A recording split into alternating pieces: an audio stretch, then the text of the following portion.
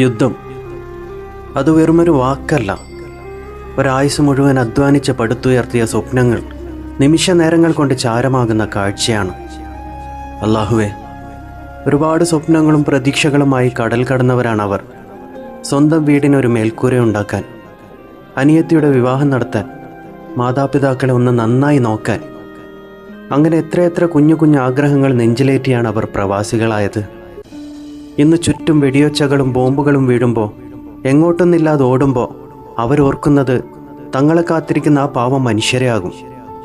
സ്വന്തം ജീവനേക്കാൾ അവർ ഭയപ്പെടുന്നത് നാട്ടിലെ തങ്ങളുടെ പ്രിയപ്പെട്ടവരുടെ തണലില്ലാതാകുമോ എന്നാകും. അല്ലാഹുവേ, അവർക്ക് നീ ആപത്ത് വരുത്തരുത്.